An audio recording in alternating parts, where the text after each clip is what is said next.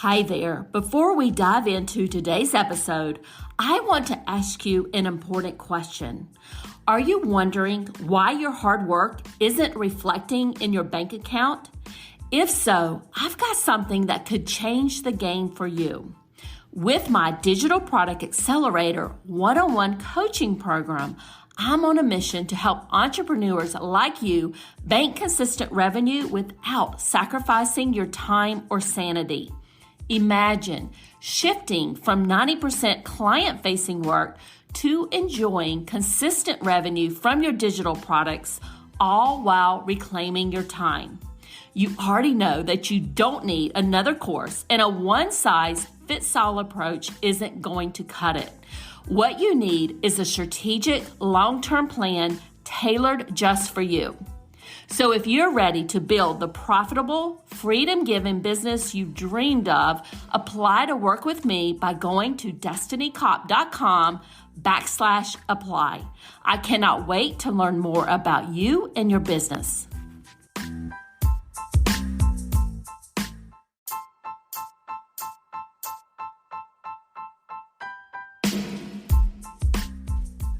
Welcome to the Course Creators MBA podcast. I'm your host, Dr. Destiny Kopp, and I help business owners increase their revenue with digital products and automated sales funnels. In this podcast, we tell the stories of ordinary business owners just like you. We talk about their story and how they got started, the challenges they've experienced, and how they overcame them. These are discussions with real people who understand what it's like to own an online course or membership business. Before we begin our show today, I want to let you know that this episode is sponsored by our flagship Course in a Box program, which helps you create your revenue-generating course in less than a week. Course in a Box is available on AppSumo at a special deal, and you can learn more about Course in a Box by visiting the link in the show notes. Let's jump right into our show.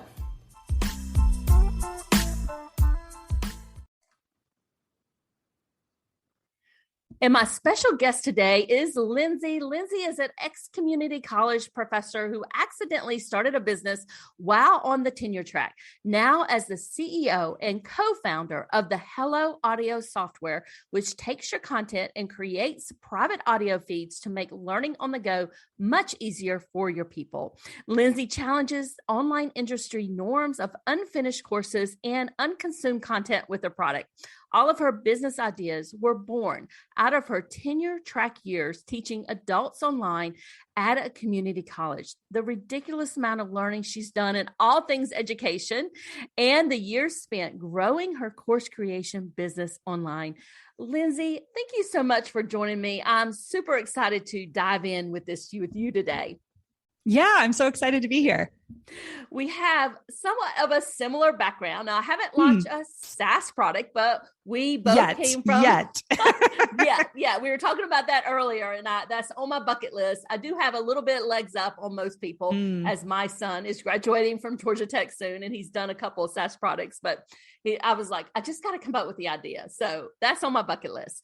But why don't you take a few minutes and tell the audience a little bit more about your journey? I know it has some twists and turns in there, and I think they'd be very interested in how you got into, launching a SaaS product from your years as a college marketing professor and then being an online course creator. Yeah. So actually, I wasn't a college marketing professor. I taught sociology, just to clarify. I'm sorry. I meant that. I was thinking about my background as a college marketing professor. There you go. Right. There's not a lot of us out here running businesses. So fair. So I taught sociology at the community college level. And to be honest, that was my dream job. And my husband also was a professor of physics. And so that was our goal. That was my goal almost my whole life. Teaching college wasn't a goal that came a little bit later, but I knew I wanted to teach. So I don't have that story of wanting to escape a 9-to-5. I actually went into being a college professor, really excited about it. I was really good at it. I was very good at it. And so, deciding to leave that totally happened on accident. And I always say, like I say in my bio, I accidentally started a business. And So yeah, I mean, I really was like, for me, it was the getting extra income through my multi-level marketing that I did. So that's a very common path for people to kind of start to learn about running a business online. And I remember when I had my first $1,000 month and I was like, oh, like this is how you get out of debt or, buy things that you need, is you do new income streams. And that was kind of nothing I'd ever considered before, especially having the job that I wanted that had great benefits. It was a decent salary, but it wasn't anything to, write home about for sure. So that decision to leave was actually pretty difficult. And it took me realizing that, hey, why should I sell someone else's products and, only get like a 30% cut? Probably should be selling my own thing. And it was like listening to Chalene Johnson's Build Your Tribe, I think, and like Pat Flynn's podcast and Amy Porterfield's. When I was starting to listen to that and to improve my MLM business, that's when I got this idea about starting an online business. So fast forward, once I made that decision, I thought I was going to be a health coach because my MLM was related to the health industry. And it dawned on me when Melissa Griffin, the woman who teaches Pinterest and online marketing and stuff, I was sitting next to her at an event. She was asking me about helping her students finish her course. She said, if my students finish that Pinterest course, I know how much it would change their life with blogging, because she taught blogging too. And I was like, well, have you tried this? And I said a couple of things because I taught online that entire time too. So I had, 7 years under my belt of holding online courses as well. And so I was like, oh, have you tried this? Or what about this? And she looks at me and she's like, why aren't you telling everybody this? And I was like, oh, these people don't know how to teach, right? Like, so here comes, it was like, oh, now my life makes sense, right? Because I did have this identity. I was going through this identity crisis where I was like, well, why'd I go to school? Why'd I get a doctorate? Like, why did I do all this if I'm going to be a health coach, like online? And so it was at that moment that I realized, oh, shoot, like I'm on to something here. And this was like April 2016. And so that summer, which is great for teachers, we have the summer. I just took a bunch of one-on-one clients and I just started getting booked out. And so by that fall, I basically went into that fall knowing that that would be my last semester. And so my husband decided to come with me, and that was in the fall of 2016. So we just like decided to do it. We sold everything we owned in order to kind of get that seed money for the business, because I didn't have like anything in savings. I wasn't like trying to leave, And so, and that like kind of kickstarted. And so for the last like 5 years, I've been running an online, course creation consulting business. I built my own course. And during that process, I mean, the reason why people hire people like me, like someone to help with curriculum is, they're sad that their students aren't finishing, right? And they're like, well, maybe I'm not that good of a teacher. And so I would help with their curriculum and stuff. But the reality was, if the student was never signing in, like never watching the videos, it doesn't matter how good of a teacher you are, you can't even get them to watch the video. And that was where the idea for Hello Audio came from, was this idea of podcasting a course. I was like, can't we just put this in audio form? And so I could listen to it while I'm like doing other things. And it was one of those ideas where you're like, someone's already done this. Like, this makes perfect sense. And you start digging and it's like, no, people are cobbling together, different technologies to make it work. Because obviously if it's like a $2,000 product, you don't want it on Spotify. So you have to like be able to protect the content. So we dove into this, like, what are private podcasts? Like, how do you protect them? How protected are they? And with a little bit of research, we realized, podcast hosts who have private podcasts, that's great, but it doesn't serve creators. And, putting a course on Libsyn's private podcast is actually really frustrating, because if you have 60 videos, if you've ever loaded a podcast before, it's episode by episode, and they like make you do all these things because they think you're hosting a weekly show, right? But when you have 60 videos that you want to turn into a podcast, with Hello Audio, you can do it in 15 minutes, even if it's video. We convert it for you. And so I just started to be like, oh, people like me who want to use podcasts as the delivery system are not being served by the podcast market who target podcasters. And so that was really the impetus to build it ourselves. And yeah, that's kind of the origin story of Hello Audio and how I got into this business world. I can't wait to dive into all of this with Sure. you. But my first question is, and I wrote this down, what were you selling in the MLM industry? Oh yeah. I was a Shakeology. So I did Beachbody, which is such an interesting path because Chalene Johnson, right, is this online figure. She teaches Instagram. She teaches marketing. She had like 3 or 4 podcasts. And so she was the bridge for me because she kind of was teaching me about online business, but I was doing the MLM. And so she was, she had, what were her, like PIO, like she had all these like famous, workout videos. And so she was really the bridge that like led me into the online marketing space. So I have purchased that product in the past. Oh yeah. So I know exactly what you're love talking Shaco. about. I still love it. I still drink it because it's so good.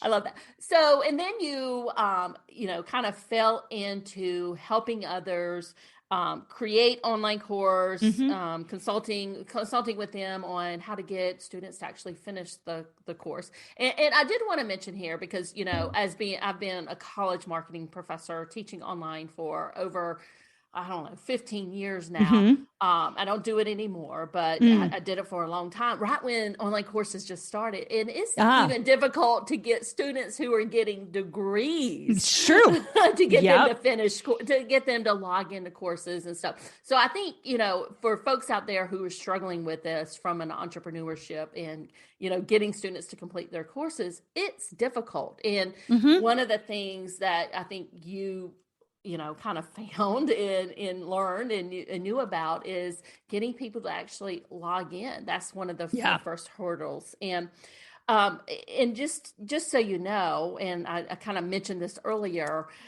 it's a struggle that I've had in my business. And I know, I'm hosting a summit coming up here in September. And one of the feedback that we've gotten from summit attendees in the past is they don't have time to sit at their computer all day long and watch these videos during the summit. And they really want the opportunity to learn on the go while they're in their car commuting, taking their kids to school or working out or walking their dog or whatever. And that's when I was like, you know what, I want a solution for them. And that's how I found Hello Audio and found you guys, because I want to be able to upload all of the summit content so the attendees can, have that opportunity.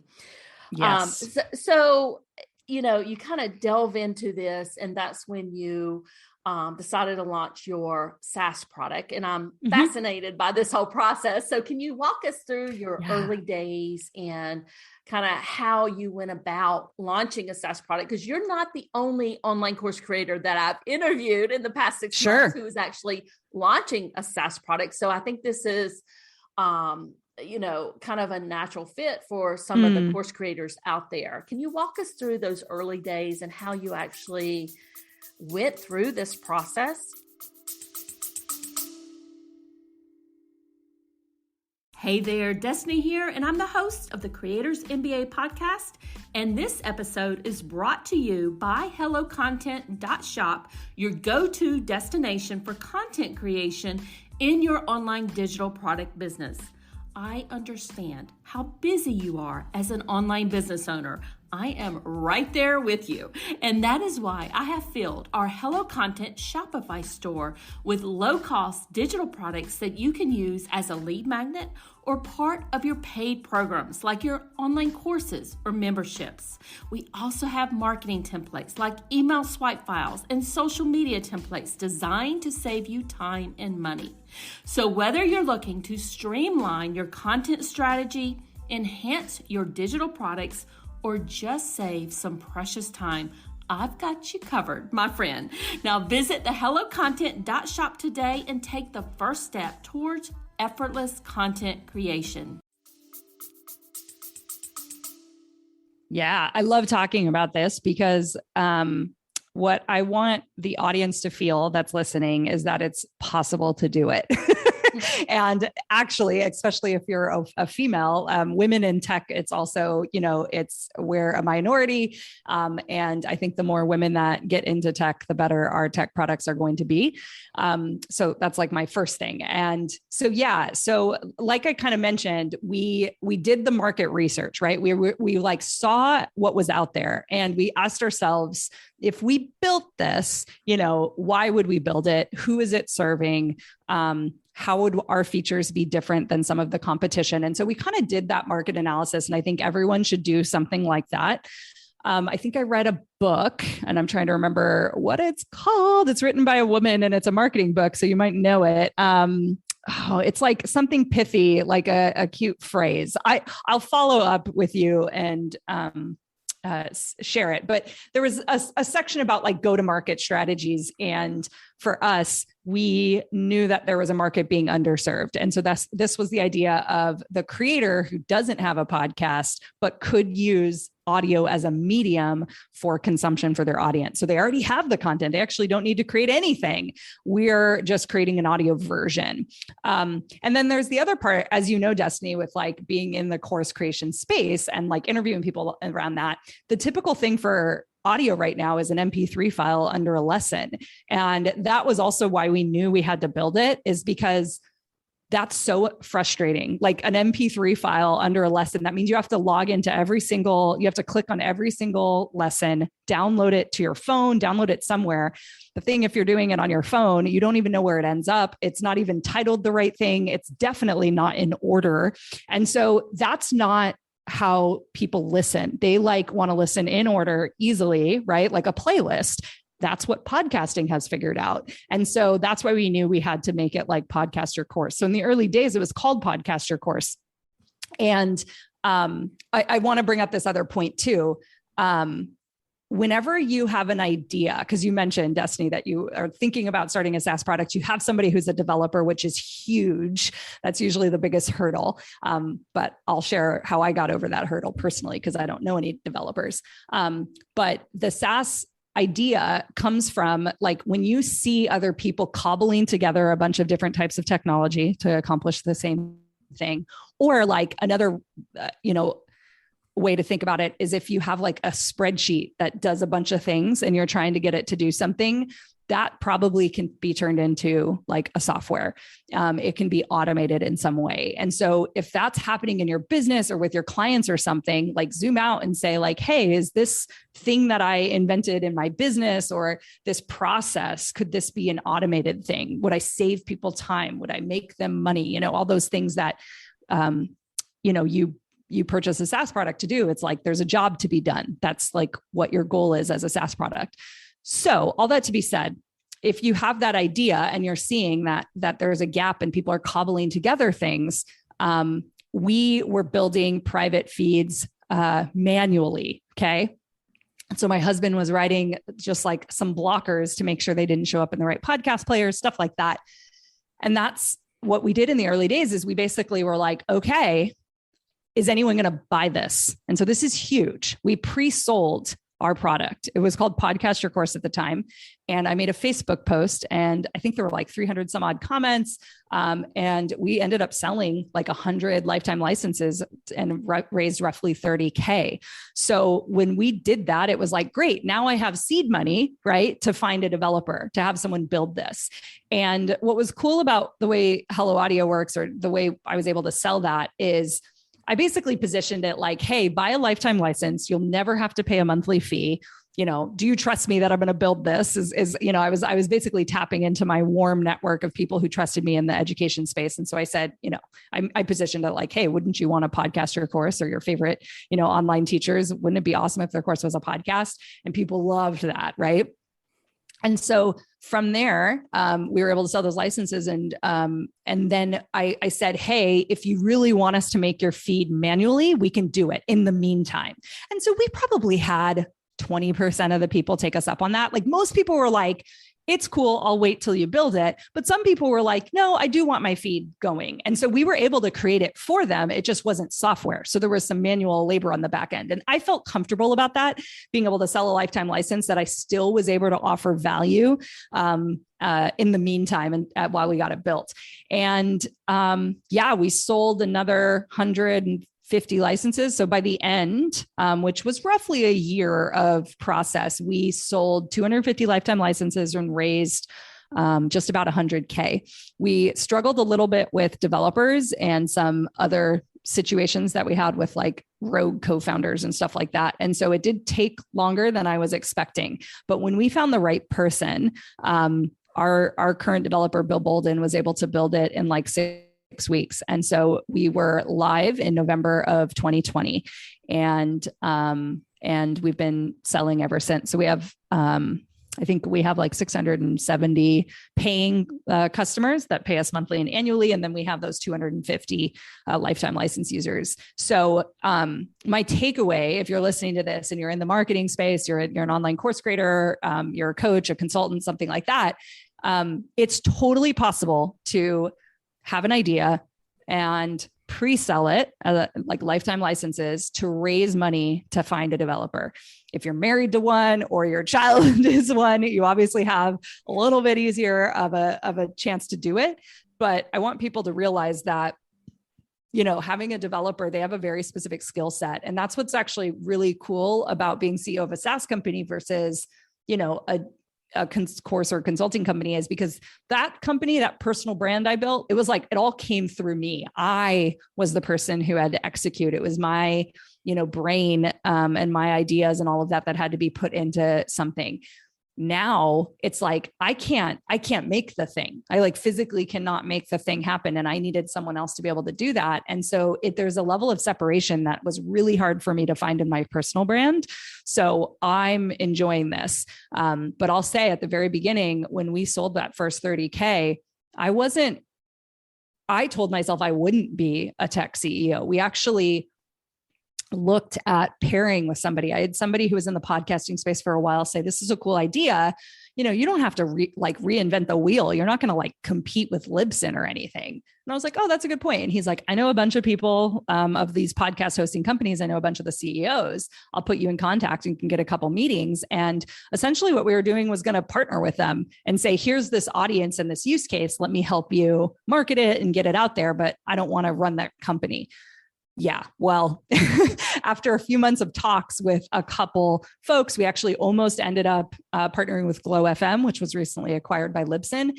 And we decided to build it instead. It was moving too slow. And I also realized that to really, truly have the impact and to carry out the vision that I had, it would probably be best if I just did it. And so that wasn't decided until the pandemic, basically last year, or like right before the pandemic. So I avoided being a tech, you know, a SaaS CEO. I didn't think I was capable. And now I'm talking to you from a tech accelerator. We got accepted into one of the top tech accelerators in the country. It's like a 2% acceptance rate. These are the top, you know, new SaaS and products in the world. And we were selected and I was like, oh, we're legit. And as I sit here around other, 10 other companies, I realize actually that as a personal brand, as someone who's, bootstrapped that other company, we actually know a lot. So that's my other thing, Destiny. If you launch a SaaS product, or anyone out here who's listening, if you've built a business that has done pretty well, that knowledge comes with you. And I was underestimating how much I knew and learned from running this other company. And because it wasn't tech, I thought there was this other stuff I just didn't know. And that wasn't really true. When you can have a company that makes, roughly 500K the last couple of years, and there was no, fundraising, nothing like that. And it was just all made through my knowledge, a lot more than most startups. And so I also want to encourage people, a SaaS product, what's great about it is it's recurring revenue. It's really sticky. There's not a ton of churn if you do a good job with your product, and it creates a great, business model. It's a great business model. And So I want more women and more people to, get into this space, and it's kind of easier than ever as well. So yeah. You gave us a lot there. And first of all, I just want to mention, I wish I had known you way back when you put together that first Facebook post where you were, offering those lifetime, that lifetime membership. I would have completely have bought that, but I didn't see it and I didn't know you. So I completely missed out on that. But I do love what you said there. And first of all, I want to congratulate you on being in this tech accelerator. Before we started recording, you and I were talking, you're in Ponce City Market, downtown Atlanta. I know exactly where it is. It's right down the road from where my son is at Georgia Tech. And I know the businesses that are there, the MailChimps, the Pinterest, and everybody else who's in that kind of group with you. Tell us a little bit more about this tech accelerator that you were, that you're a part of now, and how did that come about? Yeah. So it's called Techstars. So if you might be listening and you may have heard of like Y Combinator. Y Combinator would be like the Harvard and maybe where like the Yale, I guess, like obviously like very competitive product. What's it called? Very competitive accelerator. And essentially it started with Y Combinator. I think that was the first tech accelerator ever. And I want to say that was like 15, 20 years ago. And some of the companies that have come out of there, you will know what I'm talking about. Stripe, Airbnb, Coinbase, I mean, huge companies. And they built that. I think Reddit came out of there, actually. They built the tech accelerator because there were kids out there like coming up with ideas. And it's hard in the first years to grow as quickly as you need to go. And they wanted to pass on their knowledge. I think Paul Graham was the person who created it. I can't remember what Paul Graham did in the tech space, but anyways, they basically created this, it's almost like a boot camp. That's like the best way to think about it, or like a college semester where you have an intense 3 months where you're learning, getting new curriculum, you're, talking with mentors and people who've been there, and they're helping you execute on your startup. And the whole point of a startup is to grow really quickly, which is why the fundraising, aspect of it. So they teach you fundraising. So it's really great. It looks good to investors as well, because obviously they pick some of the top companies. And so when you go out to raise, you can say you're a Techstars backed company or Y Combinator backed company. And I specifically chose Techstars because of their values, and Y Combinator accepts like 100 people, 100 companies per season. And Techstars, what they do, their model is more based on cities. So we applied to be in the Atlanta program, and there's only 10 companies here. And so we get really high intimate contact with the mentors in the area and the managing director and stuff like that. So it's really cool. It's been very busy. I think this is our 4th week. And one of the things we did the last couple of weeks was something called Mentor Madness. And there were 80 mentors who volunteer to mentor the different companies. We interviewed them for 20 minutes each. So if you want to do the math on that, it basically took 8 days to interview 80 people. Around 20 minutes each. It was the longest, most grueling process. You're basically giving your elevator pitch over and over. You're getting asked the same questions. And it's just it was so tiring. But at the end of the day, we actually get our mentors today. And it's people that can help us specifically with where my company is at and what we're working on and what we're struggling with. And so now heading into, right? So this finishes in about 2 months from now. So it's about a 13-week process, and it ends with something called Demo Day. And it's probably if you ever watch Silicon Valley or are in the tech scene at all, Tech Disrupt, all that stuff, you do the pitch publicly and show off the product, and then investors come up to you basically after. So that's the goal. So by the end of this, we'll have this huge presentation demo. It's going to be done locally in Atlanta, and a bunch of local investors and tech folks in the area will come, and we'll be able to present kind of, what Hello Audio is now after all this work we did this summer. So it's pretty cool. It's also intimidating, and it's a lot, but it's been exciting because our two developers are here. My other third co-founder, my husband's a co-founder, and then Nora Suddath is our third co-founder. So we're all going to be together next week and just like heads down working on it. And it's just really cool to just be in this environment of like build, like test, iterate, and being around a bunch of other, companies who are kind of doing something similar or taking this big risk has also been really cool. So in about two months, you're going to have your demo day. So maybe we're around like mid-October. So yep. I wish you the best on that. That sounds Thank you. Absolutely exciting. And one of the things that I love about SaaS products, which you mentioned, was the recurring revenue aspect of it. But one of the things that you touched upon when you were going through everything, but we didn't delve into it yet. You mentioned that it all hasn't been rosy. You had some bumps along the way, maybe with your developer, or I think you even mentioned some type of person that you were working with, your co-founder that you mentioned. Can you talk about some of the bumps you've had and how you overcame them? Yes. And I will, because this could be a whole episode, but I'll try to boil it down. So the first major issue we came across. So, let me see how I can keep this. We actually had one of those initial lifetime license purchases approach us in February. So like I said, I was not going to be a tech CEO. We were going to partner with someone. I was in talks with them. And in February, she approached us and said, I want to build this with you. I can help you. I built apps for the App Store and I've managed dev teams. So she never actually built like a web software, but it doesn't matter. She had managed dev teams and Derek and I had never done that. Nora had done it also, but she was not able to commit that time. And so when she approached us and said, we should just build it together. And this is why I'm like thankful that this all happened, is it made me, decide to build the product. And Lindsay, was this in February of 2020 or 2020? 2020. Yep, 2020. Okay. And so, I was like, okay, yeah. So we had some early conversations and we went out and found a developer together. So now it was me, Derek, Nora, and this other person. Fast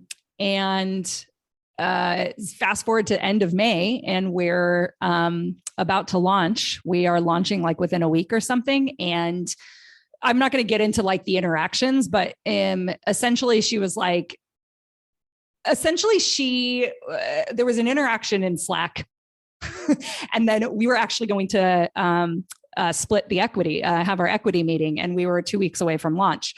And she emailed us after the interaction in Slack, now we look back, she created a Facebook page for her own company. And that 2 days after that, she deleted all the files in between, in Slack and ClickUp and all these different places of our dev stuff. And she was managing the developer like we agreed to. And we figured that out and we're like, oh, she's going to do something. She's either going to hold everything hostage so she can make sure she gets an equity percentage, or we don't know what else she could be doing. And so we knew we didn't want to work with someone who would do that. And so we just had to wait and see what she was up to. And so the day before the equity meeting, she basically wrote an email and said, I'm not going to move forward with this project. Nothing against you guys. You're all amazing people. But just so you know, I own everything. I own the features. I'm copywriting it all. I own the idea, which is not copyrightable. I own everything. And that moment was like the scariest thing I've ever experienced in business. And I've experienced a lot of scary things like we all do. But I was like panicking. And the lawyer was like, well, she can't do that because you guys built it together. That's how joint copyright works. Like she just can't claim it's hers. Like clearly you all built this together. Not only, let's all talk about how it was our idea. She bought our product. It was all Derek's wireframes. Like her involvement was just a percentage of it. And ever since then, so this happened in end of May of last year, we basically had to start over. So we had to rebuild, find a new developer.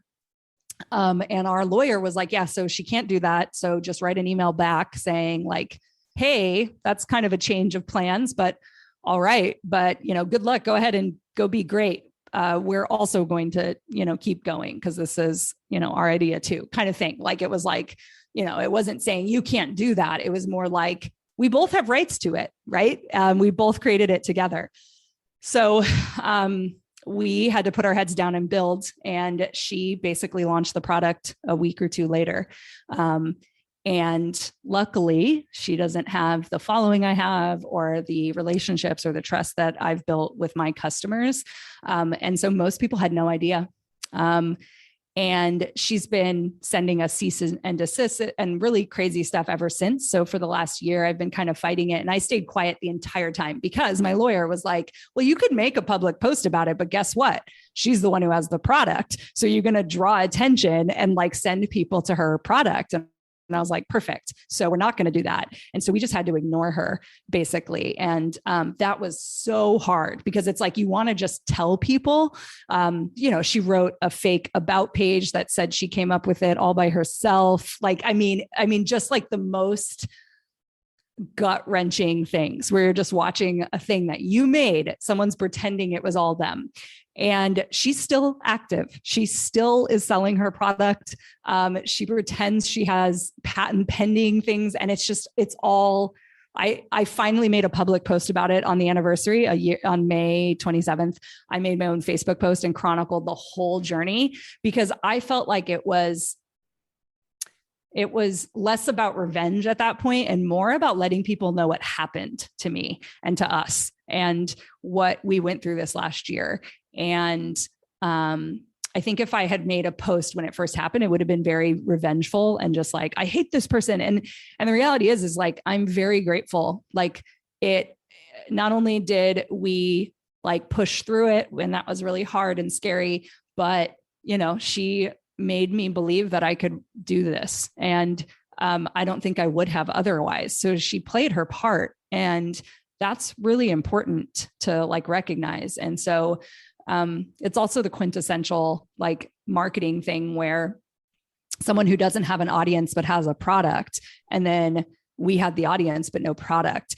And we actually built the right team. Like if she had trusted us and didn't panic, it was actually the right team to like get it to market. But and the other thing I like to think about with her too, is like something probably happened to her in her career where she thought she wasn't getting, recognized or something. And so she panicked and was like, this is mine, I'm going to do it. And so, hurt people. Like, that's the only way I like, and it's hard for me to think about like what made her decide that. Like, there's so much like that I has not had a lot of closure. So we have a mantra now with the team, like heads down, build, like don't pay attention to that kind of stuff because it can really throw you for a loop. Build what the product you want to build. And that's kind of been our mantra since. So yeah. And then we had another developer that didn't work that summer. So, and it felt scary because I felt like every month she was out there trying to find customers was, like, oh my God, what if she blows up or some major partner comes on board or something like that? Like, that's what I was so worried about. And I couldn't build it any faster. And then we had somebody build it and it wasn't good. And we basically had to fire them. And then we luckily found Bill, and Bill was able to build it in like 6 weeks. And so, it's just, she was out since June and we went live in November. So that was how long I had to like wait to see, you know what I mean? Like it was just so much unknown and it felt like a race, but the reality is there wasn't really a race because it's always been our product and our passion and our vision, not hers. And so, we just kind of had to dig our heels in on that and hope that that was true. So Lindsay, my heart breaks for you and everything that you went through. Yeah. But I will say that this does highlight, and this is a good lesson for all of us out there. This does highlight the importance of having an audience, because if you have the audience and an engaged audience and you know exactly what they need, you can build what they're looking for and they will buy it. Yes. That is such a learning, I think, for me as I listen to your story. We're not going to bring attention to her, so I'm not going to ask you who that is or anything like that. But that is one thing that kind of jumped out to me as you were going through that. Is there anything you would have done differently knowing what you know today? Yeah, there were some red flags in the process of working together, but it felt like we didn't have a choice. And that is never true. Like, you always have a choice. And so I look back, there was definitely some red flags. The other thing I would say is, like, get stuff in writing. So, me and my husband, like, okay, you're going into business with your partner, something could happen, but like, that's very different. And then Nora, I'd known for a very long time and like had done test products together. And like, we've been meeting weekly for a really long time. So I actually really trusted her. And then here comes this person that I actually didn't know very well. And on paper and in interactions, it was like, oh, this is a good compliment. We need this. We need her skill set. And so it felt good, but we didn't really sure, we signed really lame, like NDAs, right? Like NDAs that don't very much stand up in court or anything like that. So, but we didn't write down hey, if this partnership ends or something happens, what do we do with the code or blah, blah, blah. If we had written that, she would have had to hand over the code to us because it would have been in writing that we both can go out and create it then. Or Nora too. Even this person that I trust really well, let's say Nora wanted to leave. She could either leave because she doesn't want to be a part of the product, or, what happens to the thing, the entity, the piece, the content, the thing that we create together, the asset, what happens to that? And it could be that everyone still has rights. It could be no one has rights, so we didn't write that down. So that was the biggest issue. And that would be my, recommendation to anyone going into a partnership is get in writing, if it goes south, because not that it will, but you just want that protection there. And listen to your gut. And, if something feels a little off or you're not quite sure, don't feel like you have to do anything, because you have choices, absolutely. And if we had a conversation with her about an incident that came up, and it's just dang, we were about to go into business with this person. And so maybe it's not, when your gut says that, you should trust it. And I think that's some great advice, is getting everything in writing. And I'm sure your lawyer has definitely helped you with that going For sure. forward. So let me ask you this. What do you see as next steps for Hello Audio? I know you're, in the middle of this tech incubator, this tech accelerator that you're working at, and you're going to be there for the next 2 months. What do you see as next steps after that? That's a great question, Destiny. We're actually nailing down that vision. For demo day, we do want to do a seed round early next year as well. And, so we do want to build an iOS app that is going to initially focus on the creation part. So you can record something for your feed really quickly and then send it to Hello Audio instantly. So that'll be really cool. And we're actually releasing a bunch of new features really soon. And we're kind of creating the world's first listener relationship management system. So when you think of a CRM, a customer relationship management system, something like MailChimp or ActiveCampaign, we're doing that with listeners, and we're doing some really cool things where you can segment the people who sign up for your feeds, and you can tag them, and you can have automations happen on the back end, sign them up for a different feed or send them a bonus episode. We also have dynamic content, which we just released. So we're kind of moving into this idea of, knowing who's listening to your podcasts and being able to manage them and have other conversations with them. And I think the vision, which we could be walking into, is more of a two-way communication system as well. But we have to grow into that. We're definitely not there yet. And I think the other piece too is we're going to explore what it looks like to get into college classrooms as well. Not going to Stanford and saying, hey, here's an app and like have all the things here, but more actually doing a bottoms up approach and talking to other professors and seeing if they want to use it in their classroom.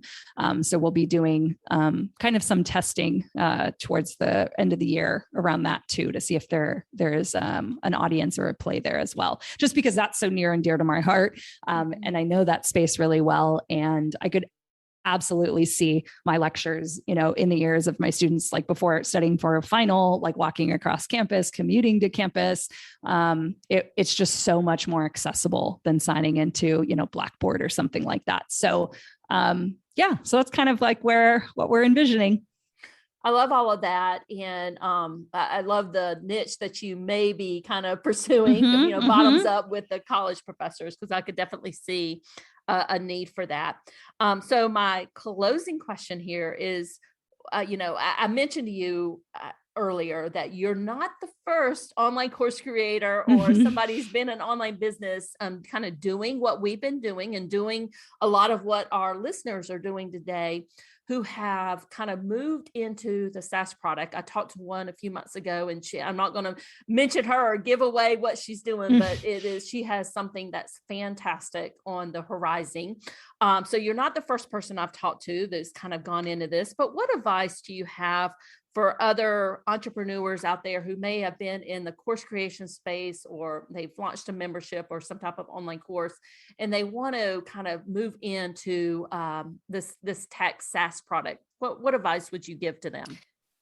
Yeah, definitely do your market research. Think about the positioning in the market, because that matters, because that's how you're going to basically show people like what you align with. I heard early on in that space, like how you talk about what you do is choose your enemies wisely as well. And what that means is if our enemies are podcast hosting companies, other podcast hosting companies, that basically attaches us, and that comes with a whole bunch of other assumptions about podcasts. And so we're still even playing with that as well. So just thinking about what you bring to the market when you create your product.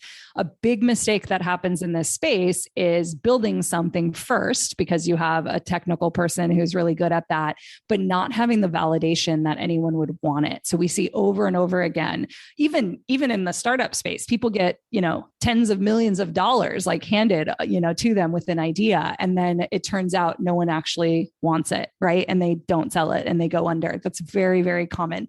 So if you have this marketing background, you know really well that pre-selling something validates it. And so then you don't put in that energy and effort prior to getting the buy-in. And so I did that, and I didn't realize it was rare in the SaaS space. So I would, have yourself, if you are thinking and you do have an idea, float it on a Facebook post, float it on, IG, stories or something like that, and see what people are saying. And that's huge, because then you don't dump all this money and time into something that isn't actually going to sell. Thank you for all that advice. And Lindsay, can you let everybody know where they can find Hello Audio and where they can connect with you? Yeah. So at Hello Audio, you can go to helloaudio.fm, and we are Hello Audio FM on all the major social media sites. So like Facebook, Twitter, Instagram. And if you want to find me personally, I'm pretty much on Instagram as kind of where I hang out, not so much in the feed, but more in stories and DMs. So I'm at Dr. Lindsay Padilla right there. And I want to let the audience know, if you want to check out how Hello Audio works from a user perspective, I will be using Hello Audio to deliver our summit information, our summit presentations. And that is taking place in our Scale Our Business Summit in September. So definitely check that out. I do have a wait list for the summit because the registration page is not up yet, but if you want to get on the wait list, go ahead and do that. We will be taking registrations for the summit. It's about 2 weeks before the summit starts, which is September 13th. And Lindsay, thank you so much for joining me today. You. I can't wait to see with you. Yeah, same. I can't wait to see how your summit turns out. That's like one of my favorite use cases for audio, because it's just so much content and it just makes it so much more accessible. So I'm excited to watch you from afar and see that success. And thank you. Thanks for being here today. Of course. Thank you. Thank you so much for joining us today. I hope you enjoyed this episode. If you love the show, we'd appreciate a review on Apple Podcasts or your favorite podcast platform and show us some love there. Have a great rest of your day and bye for now.